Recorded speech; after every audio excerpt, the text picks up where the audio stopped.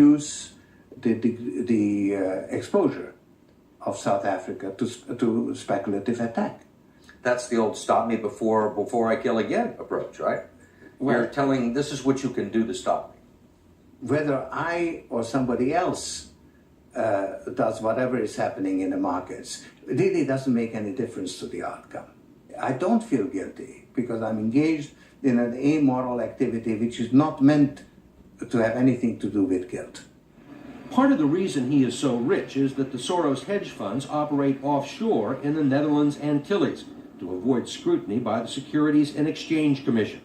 So even while Soros tells Congress and the Treasury that hedge funds must be regulated to stop the global crisis, he's avoiding the rules. Why is it that Americans can't invest in the quantum fund? It's an offshore fund. Why is that?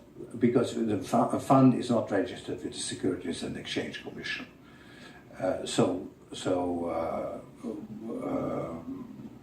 We are not Licensed to do business in the United States. That's right. Because? Because we are not registered with the Securities and Exchange Commission.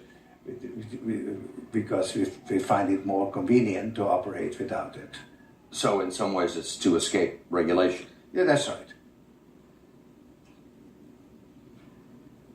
But you've been sitting here talking about the need for regulation. Yes, and whatever regulations are imposed, we will obey. We already conform to everything.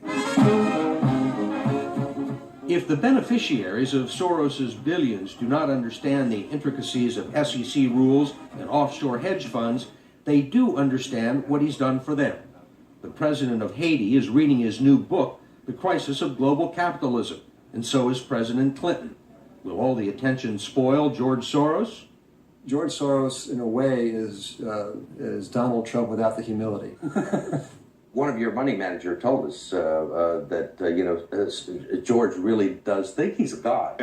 I mean, if you think that you're God and you go into financial markets, you're bound to come out broke. So the fact that I'm not broke shows that I don't believe that I'm God.